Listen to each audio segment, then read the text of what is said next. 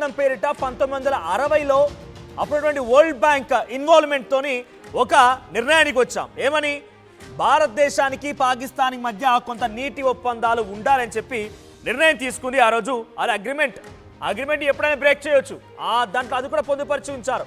భారతదేశం యొక్క దయా దాక్షిణ్యాలు భిక్ష కరుణ వల్లే పాకిస్తాన్కి నీళ్లు వెళ్తున్నాయి.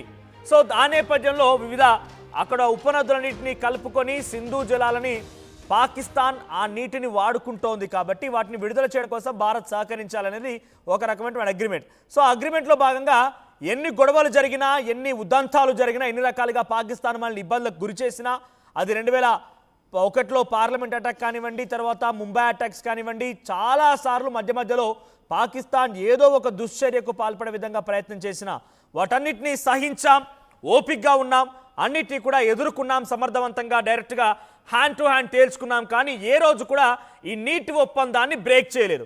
కానీ ఇప్పటికైనా పాకిస్తాన్ మారడం లేదు, ఇంకా ఇదే రకమైన దుశ్చర్యలకు పాల్పడుతోంది. ఏదో రకంగా భారత్ని ఇబ్బందులకు గురి చేయాలన్న ఆలోచనతోనే ఉంది.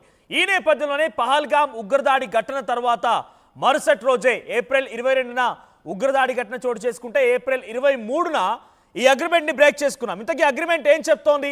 అంతకంటే ముందు ఇప్పుడు పాకిస్తాన్ ఏమడుగుతుందనంటే, మాకు నీళ్లు లేవు, మాకు వ్యవసాయం ఆధారితంగా ఉన్నటువంటి ఆ సింధు జలాలు పూర్తిగా ఆపివేయడంతో వ్యవసాయం ఆగిపోయింది, ఇండస్ట్రీస్ ఆగిపోయాయి. పంజాబ్ ప్రావిన్స్లోని, సింధు ప్రావిన్స్లోని ఏ ఒక్క చోట కూడా ఇండస్ట్రీస్ రన్ అవ్వడం లేదు. అగ్రికల్చర్ పూర్తిగా స్మాష్ అయిపోయింది. 80% పైగా అక్కడ నీటి వనరులు మొత్తం కూడా అడుగంటుకుపోయాయి. ఇసుక దిమ్మలే కనబడుతున్నాయి, ఇసుక మేటలు బారింది. అక్కడ ఎటు చూసినా కూడా అంతా ఒక కంప్లీట్ డ్రై అయిపోయింది. మాకు నీళ్లు కావాలని చెప్పి మళ్ళీ కోరుతోందట. నీటిని విడుదల చేయాలని పాక్ విదేశాంగ శాఖ రిక్వెస్ట్ చేస్తోంది. సో సింధు జలాల ఒప్పందాన్ని మళ్ళీ అమలు చేయాలని విజ్ఞప్తి చేస్తోంది. మరోవైపు సింధు జలాలపైన భారత్పై ఒకడేమో బిలావల్ భుట్టో అనేటువంటి పిచ్చికుక్కేమో పిచ్చిగా అరుస్తూ ఉన్నాడు. అటు ఆర్మీ చీఫ్ మునీర్, మాజీ మంత్రి బిలావల్ భుట్టోనేమో పిచ్చి కుక్కల్లాగా, వెర్రి కుక్కల్లాగా అరుస్తూ ఉన్నాయి. కానీ అక్కడ విదేశాంగ శాఖ ఇషాక్ దార్, విదేశాంగ మంత్రిత్వ శాఖకు సంబంధించిన మంత్రి ఇషాక్ దార్ రిక్వెస్ట్ చేస్తున్నాడు భారత్ దగ్గర. సో అసలు ఏంటి అగ్రిమెంట్ అంటే కనుక 1960లో వరల్డ్ బ్యాంక్ మధ్యవర్తిత్వం వహించి ఇండస్ వాటర్ ట్రిటీ అనే దాన్ని ఒకదాన్ని సైన్ చేసింది ఇండియా. అది ఇండియా అండ్ పాకిస్తాన్ మధ్యలో ఆ వాటర్ షేరింగ్ అగ్రిమెంట్ అది. సో దాంట్లో అకార్డింగ్ టు దిస్ అగ్రిమెంట్ 6 రివర్లు, 6 ఉపనదులు కలిస్తే ఇండస్ రివర్ అనేది స్టార్ట్ అవుతుంది.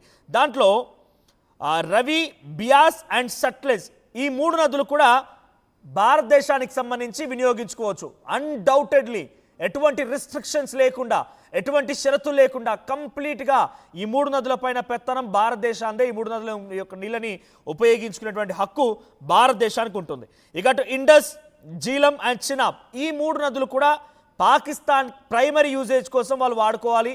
సో పాకిస్తాన్కి కొన్ని నీటిని కూడా విడుదల చేయాలి. ఈ 3 కూడా భారతదేశం గుండానే వెళ్తూ ఉంటాయి, భారతదేశంలో కలుస్తూ భారతదేశం యొక్క భూభాగం నుంచే వెళ్తూ ఉంటాయి. అయితే దాంట్లో the treaty essential allocates 20% of the total water to India and 80 to Pakistan. So as per ఈ ట్రిటీ ఏం చెప్తుందట అంటే, ఈ 2 దేశాలకు సంబంధించి ఈ 6 ఉపనదులని ఈ రకంగా విభజించిన తర్వాత భారతదేశ ప్రభుత్వం అంతటి స్థాయిలో వీటిని వినియోగించుకోలేకపోయింది, అంతటి స్థాయిలో వీటి యొక్క సద్వినియోగం చేసుకోలేకపోయింది. కేవలం 20% మాత్రమే ఈ నీటి యొక్క వాటాల నుంచి, ఈ యొక్క అగ్రిమెంట్ నుంచి మనం ఉపయోగించుకోగలిగాం. ఆ నీటి వాటాలు మాత్రమే మనం చూడగలిగాం. 80% దీని ద్వారా లబ్ధి పొందింది ఎవడయ్యా అంటే ఆ పిచ్చి కుక్క పాకిస్తానీయుడే. వాడు తాగినీటి కోసం వాడేవాడు, వ్యవసాయ ఆధారితం కోసం వాడేవాడు, ఇండస్ట్రియల్ యూసేజ్ కోసం వాడుతూ ఉండేవాడు. ఏదో ఒక రకంగా భారతదేశం కంటే కూడా ఎక్కువగా పాకిస్తానే వాడుతూ ఉండేది. పాకిస్తాన్ పిచ్చి కుక్కలు ఈ హౌలాగాల్లో ఏదో రకంగా వాటిని ఉపయోగించుకునేవాళ్ళు. కానీ ఇప్పుడేమైపోయింది, ఆ భారతదేశం ఆ అగ్రిమెంట్ని పూర్తిగా బ్రేక్ చేయడం మూలంగా, పర్మనెంట్గా ఈ ఇండస్ వాటర్ ట్రిటీని కంప్లీట్గా కొలాప్స్ చేయడం మూలంగా ఆ 80% వాటా అంటే పాకిస్తాన్ 80%ని పాకిస్తాన్ ఈ నీళ్ళని 80% వరకు వాడుకుంటుందనంటే సింధు ప్రావిన్స్, పంజాబ్ ప్రావిన్స్ ఈ 2 రాష్ట్రాలు కూడా, మరీ ముఖ్యంగా ఈ 2 రాష్ట్రాలు కూడా అత్యధికంగా ఇండస్ట్రియల్ యూసేజ్ కోసం, అగ్రికల్చర్ యూసేజ్ కోసం కంప్లీట్ అవుట్గా ఈ నీటిపైన ఆధారపడి ఉన్నాయి. ఎప్పుడైతే మనం బ్రేక్ చేసామో ఆ బ్రేక్ కాస్త వాళ్ళకి బొక్కలు రిగినట్టు అయిపోయింది. వాళ్ళకి ఒక రకంగా చెప్పాలంటే బిచ్చమెత్తుకున్నా కనీసం ఉమ్మేసేవాడు కూడా లేకుండా పోయాడు. ఒకసారి మనల్ని బెదిరిస్తూ భయభ్రాంత గురి చేస్తూ చంపేస్తానని చెప్పేస్తూ ఈ రకంగా పిచ్చి కారు కూతలు కూస్తూ పాకిస్తాన్ మరోసారి రెచ్చిపోతోంది. అయితే పాకిస్తాన్ మాజీ మంత్రి బిలావల్ భుట్టో గాడు వాడేం మాట్లాడాడో చూద్దాం. हम इस जिद्दोजहद में मुझे आपकी जरूरत है. हमने सब एक होके मोदी की बर्बारियत पे, मोदी के इस हमले के बारे में, मोदी के इस इरादे के बारे में आवाज उठाना है और जिद्दोजहद करना है ताकि इस जुल्म को भी हम रोक सकें.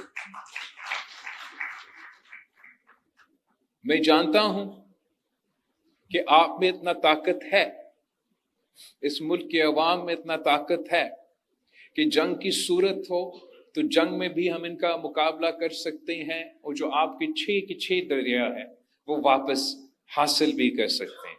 और अगर ये हमें मजबूर करते हैं, पाकिस्तान ने ये जंग नहीं छेड़ा था. हम हमेशा अमन के बारे में बात करते हैं.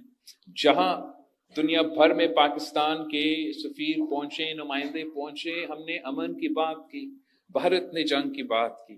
लेकिन अगर जंग छेड़ा गया है तो हम शाह अब्दुल लतीफ बिठाई की धरती से मोदी सरकार को बताना चाहेंगे कि हम पीछे नहीं हटते, हम झुकते ही नहीं हैं.